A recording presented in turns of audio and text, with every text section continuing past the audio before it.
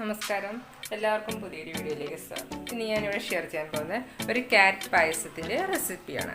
അപ്പം ഞാനിവിടെ ഒരു പാൻ ഗ്യാസിലേക്ക് വെച്ചിട്ടുണ്ട്.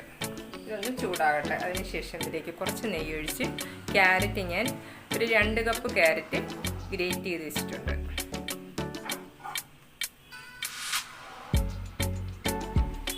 ഇതാണ് ക്യാരറ്റ് ഗ്രേറ്റ് ചെയ്ത് വെച്ചിരിക്കുകയാണ് 2 കപ്പ്. പിന്നീട് ഞാനിവിടെ ഒരു 1/2 കപ്പ് അണ്ടിപ്പരിപ്പ്, 1 കപ്പ് പാല് സോക്ക് ചെയ്ത് വെച്ചിരിക്കുകയാണ്. ഇതിൻ്റെ കൂടെ ഒരു 8 ഡേറ്റ്സും കൂടെ കുരു കളഞ്ഞ് വെച്ചിട്ടുണ്ട്. പാൻ ചൂടായി. ഇനി നമുക്കിതിലേക്ക് നെയ്യ് ഒഴിക്കാം.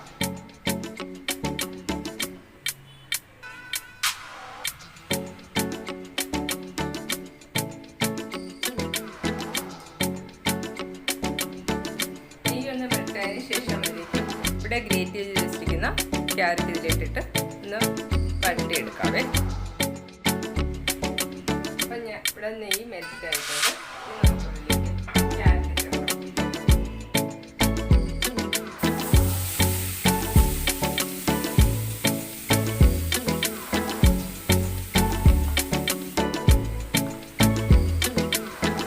നമ്മളിവിടെ 2 ടീസ്പൂൺ നെയ്യാണ് ചേർത്തത്. നെയ്യ് കുറവാകുന്നുണ്ട്. ഒരു 2 ടീസ്പൂൺ കൂടെ ചേർക്കും.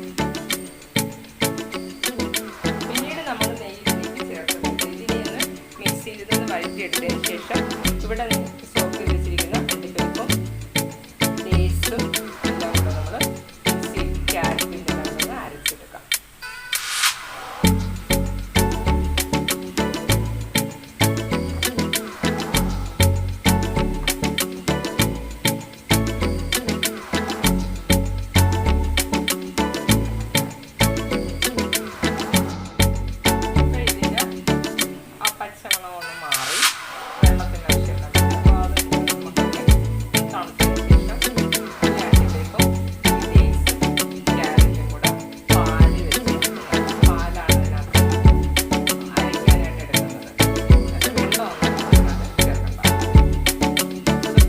പാലുണ്ടല്ലോ അതിനാവശ്യമുള്ള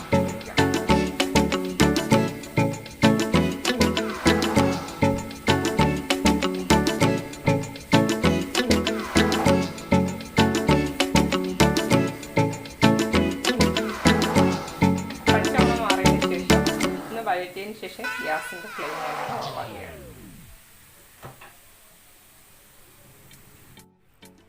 അപ്പോൾ ഈ ക്യാരറ്റ് ഒന്ന് തണുത്തിട്ടുണ്ട്. ഇത് ഞാൻ മിക്സിയുടെ ജാറിലേക്ക് ഇടുകയാണ്.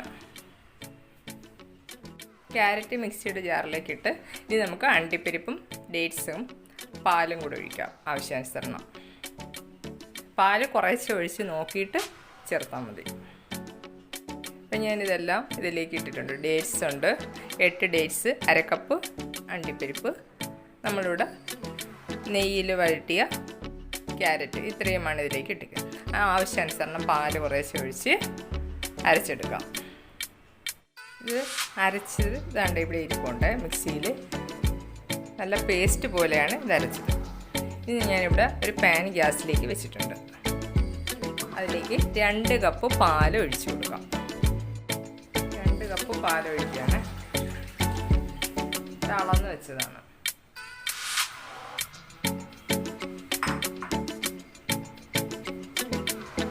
ഒരു 1/2 കപ്പ് പഞ്ചസാരയും കൂടെ ചേർക്കാം.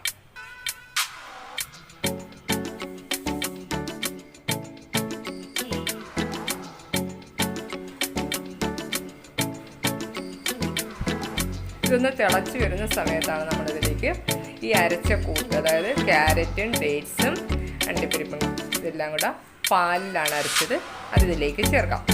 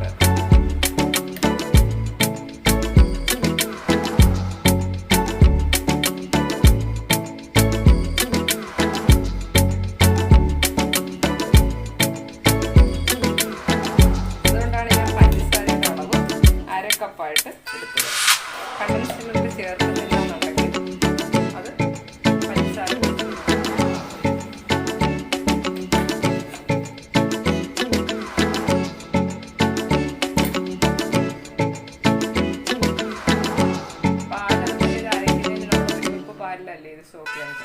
ആ ഒരു കപ്പ് പാല് മൊത്തം എടുത്തായിരുന്നു. നല്ല സ്മൂത്തായിട്ട് അരച്ച് എടുക്കാൻ പറ്റത്തുള്ളൂ.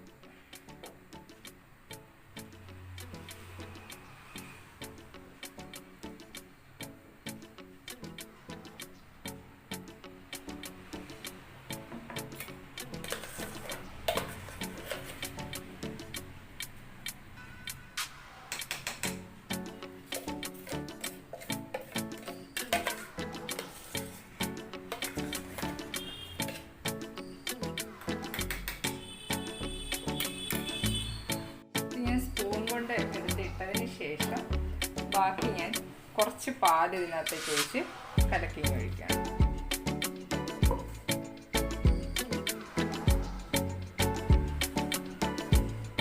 ഇനി ഇത് കട്ടാതെ ഇളക്കി കൊടുക്കണം. കുറുകി വരുന്ന സമയത്ത് നമുക്ക് കണ്ടൻസ്ഡ് മിൽക്കും കൂടെ ചേർക്കാം. കുറച്ചൊന്ന് തിളച്ചിച്ച് കുറുകണം. അപ്പോൾ പായസം തിളച്ച് ഒന്ന് ചെറുതായിട്ട് കുറുകി തുടങ്ങുന്നുണ്ടെങ്കിൽ ഇതിലേക്ക് കണ്ടൻസ്ഡ് മിൽക്ക് ചേർക്കാം. കുറുകി തുടങ്ങുന്ന സമയത്താണ് ചേർക്കേണ്ടത്.